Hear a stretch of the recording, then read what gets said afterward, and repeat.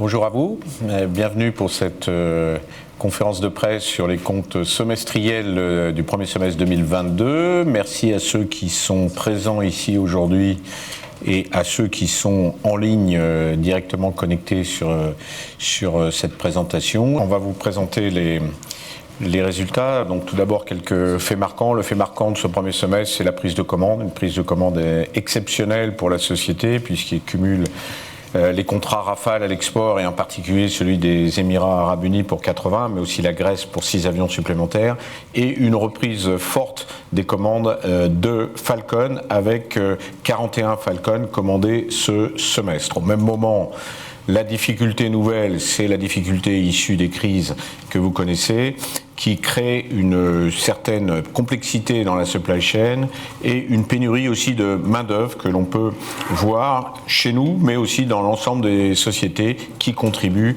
à la réalisation de nos avions. Le contexte, vous le connaissez, un contexte difficile entre la Russie et l'Ukraine, donc une guerre en Europe, une crise sanitaire mondiale persistante, même si on a pu penser que le Covid était derrière nous. En réalité, en début de cette année, en janvier, on y a été touché, on s'est remis en télétravail de crise. On voit bien que certains pays ont refermé complètement leurs frontières, comme la Chine, et qu'il y a réémergence du virus en ce moment. En France, les élections présidentielles qui ont vu la réélection du président Emmanuel Macron, des législatives qui n'ont pas donné une majorité absolue à un groupe de partis, et donc une formule un petit peu nouvelle dans la Ve République pour gouverner. Ces crises ont créé une forte inflation que l'on voit aujourd'hui et qui risque de rester assez longtemps à ce fort niveau d'inflation. Et donc, on commence à voir des signes d'inquiétude sur la problématique de la croissance, ce qui met notre supply chain en tension puisqu'elle a redémarré non seulement avec nos réussites Rafale et Falcon, mais aussi avec le redémarrage d'Airbus dans l'aviation commerciale.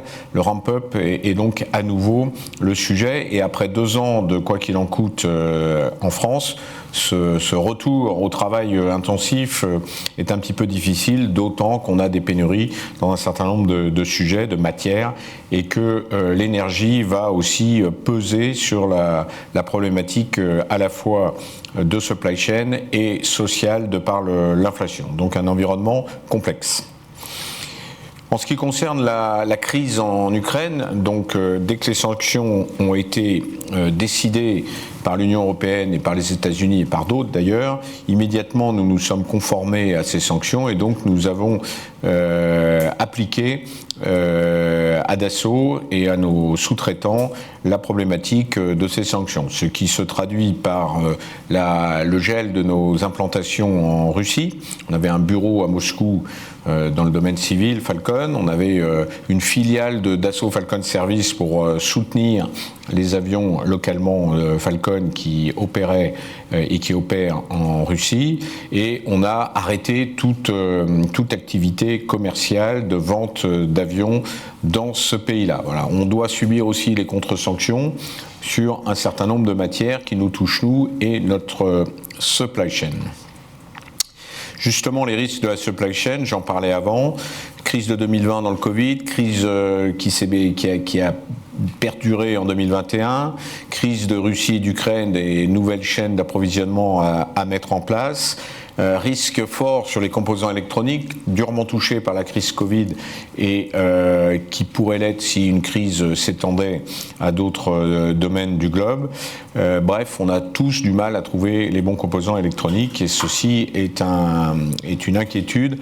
Heureusement, on a pris un certain nombre de mesures et en particulier, vous avez pu voir la semaine dernière, le président lancer et augmenter les capacités de fabrication et de développement de ST Microélectronique dans un partenariat franco-italien. Alors même donc que les perspectives sont favorables pour la société, quand on regarde le carnet de commandes historique, qui est fort, et donc une montée en cadence que nous sommes en train de réaliser, cette supply chain continue de nous inquiéter. On la surveille très fortement grâce aux tours de contrôle qui ont été mis en place, non seulement chez Dassault, mais surtout au niveau du GIFAS. Sur les programmes, le contrat Rafale Émirat, qui a été donc lancé, signé l'année dernière, mais mis en vigueur en avril de cette année, qui assure une charge de travail jusqu'en 2031 pour nos usines. La Grèce, qui a commandé 6 Rafales de plus. L'Indonésie, qui a signé 2 contrats, un de 6 avions, un de 36 avions. Ces contrats ne sont pas encore en vigueur, et donc on attend cette mise en vigueur cette année. Et on a l'exécution en cours avec la livraison de 7 Rafales export. Et je vous rappelle que la guidance de l'année, c'est de livrer 13 Rafales en 2022. Nous avons de nombreux prospects encore avec qui nous discutons et qui sont des contrats complémentaires prometteurs pour les années à venir. Poursuite des travaux du développement pour la France, le standard F4, qui sera le standard non seulement des armées françaises, armées de l'air et marine nationale, mais aussi des Émirats arabes unis. Le lancement donc des travaux de productibilité pour permettre un contrat de tranche 5 qui devrait être en 2023 pour autour de 42 avions. Une réflexion aussi avec la France de l'économie de guerre, puisque le président a affiché l'économie de guerre. On est en train d'y travailler avec le ministère des Armées pour voir ce que ça va vouloir dire pour nous les industriels globalement et cas par cas. Donc ça c'est un travail générique que nous démarrons et qui devra résulter et se voir dans la future loi de programmation militaire annoncée par le président la semaine dernière. Soutien militaire, donc comme vous l'avez vu aussi dans le film, mais avant de parler du soutien des Mirage 2000, on est en train de livrer les rétrofits de Mirage 2000D, 2000D qui va continuer à voler en parallèle des avions Rafale avec des améliorations RR et air-sol. Des contrats verticalisés, vous les connaissez, c'est Ravel pour le Rafale, Océan pour la TL2 et maintenant la mise en œuvre de Balzac pour le Mirage 2000, en particulier le Mirage 2000D, mais aussi les autres Mirage 2000 qui continuent encore à voler pour les années qui viennent. Sur l'export, le soutien des flottes et toutes les plateformes de services que nous mettons en place pour améliorer ce soutien et être au plus près de nos clients sur les Rafales qui ont déjà été livrés à 4 pays, l'Égypte, le Qatar, l'Inde et la Grèce. Notre centre de formation à Mérignac continue de tourner, en particulier en ce moment, pour former les pilotes et les mécaniciens grecs qui ont acheté le Rafale. Système de combat aérien du futur, donc lancé en février 2020. Travaux de la phase 1A se sont terminés en début d'année. On attendait donc la contractualisation d'une phase 1B, logiquement à la suite de cette phase 1A, contrat qui aurait dû être signé en fin d'année dernière, ou du moins avant la fin 2021. Qui a rencontré une difficulté d'interprétation de ce que veut dire maître d'œuvre entre Dassault et Airbus. Nous en sommes toujours là à l'heure où on se parle. Eurodrone, comme ça a été vu dans le film, le contrat a été passé par le CAR à Airbus, donc Airbus maître d'œuvre, Dassault accepte volontiers d'être sous-traitant d'Airbus, ça ne lui pose pas de problème. Et nous travaillons avec Thales aussi sur le système de communication dans ce cadre-là et sur les commandes de vol de l'Eurodrone. Les Falcons de mission, avec une commande de 4 Falcons pour la République de Corée. 4 Falcons qui seront transformés en avions de surveillance localement avec l'industrie coréenne. L'Albatros, les avions de surveillance maritime qui sont en cours de développement pour la marine, il y a 7 avions, et Archange, le programme de renseignement militaire, avec 2 avions qui doit suivre après le retrait des Transal Gabriel. La patrouille maritime, donc modernisation des ATL2, on a livré le 5e avion, il y en a encore quelques-uns à faire, et on commence à réfléchir sur ce que pourrait être le futur avion de patrouille maritime pour la France, et nous avons une offre que nous préparons à partir d'un Falcon 10X que nous remettrons à la DGA en préétude dans les semaines qui viennent. Sur Falcon, comme je le disais au début, une reprise des ventes, 41 prises de commandes. C'est un chiffre qui est en réalité un petit peu plus élevé que celui-là, puisque nous avons annulé des avions en commande pour la Russie, en accord avec ses clients, compte tenu du fait qu'on ne pourra pas les livrer. Donc un très bon chiffre de prise de commande Falcon. Le marché est très actif, principalement en Europe et aux États-Unis. On enrichit la gamme avec la fin de développement du 6X. Le programme se passe bien, j'aurai l'occasion d'en reparler. Et puis on continue à travailler avec d'autres partenaires sur le développement et l'utilisation de technologies qui permettent de baisser l'empreinte carbone de l'aviation d'affaires, et en particulier l'utilisation des SAF, qu'ils soient d'origine verte ou futurs, sur des SAF alternatifs au verre, synthétiques, qui permettront de baisser fortement, déjà de 50% la consommation des avions existants, et on ira au-delà avec les avions futurs. Évidemment, la réserve, c'est qu'il faut que ces SAF soient produits à bonne quantité et distribués sur tous les aéroports. Ces SAF coûteront un petit peu plus cher que le kérosène, mais je pense que à la fois nous en interne Dassault et nos clients de Business Jet sont prêts à payer un petit peu plus cher l'utilisation de leurs avions à partir de carburants qui seraient moins carbonés. Voilà la gamme donc, que je rappelle, du Falcon 2000 à 4000 nautiques jusqu'au Falcon 10X 7500 nautiques, en passant par le tout nouveau 6X à 5500 nautiques, le 8X toujours à quasiment 6500 nautiques, le 7X un petit peu en dessous, et le plus ancien, le Falcon 900, qui continue à se vendre avec un range de 4750 nautiques. Le 6X, donc entré en service, comme ça a été rappelé dans le film, ce que j'ai annoncé lors du salon de EBAS à Genève de l'aviation d'affaires, un décalage de 6 mois compte tenu de toutes les difficultés que nous rencontrons, issues principalement de la crise Covid, et qui fait qu'on est un petit peu en retard sur l'horaire. On préfère prendre un peu plus de temps pour être sûr d'avoir les capacités, d'avoir la certification, la capacité de livrer les premiers avions. Donc l'entrée en service a été décalée à la mi-2023, alors qu'elle était prévue à la fin, en début 2023.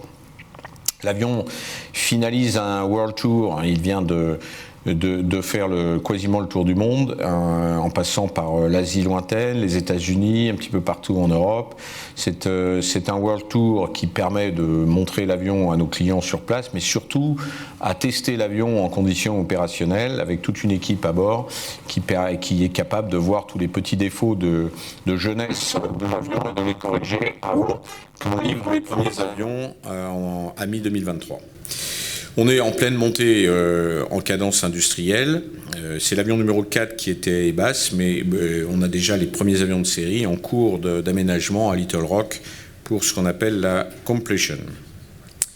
Oui, j'ai oublié de dire que la cabine, qui est une cabine très spacieuse, dont vous avez pu voir quelques images dans le film, a été récompensée pour son design par plusieurs organismes. C'est vraiment une réussite pour nous, et je l'espère, nos clients vont grandement l'apprécier en vol.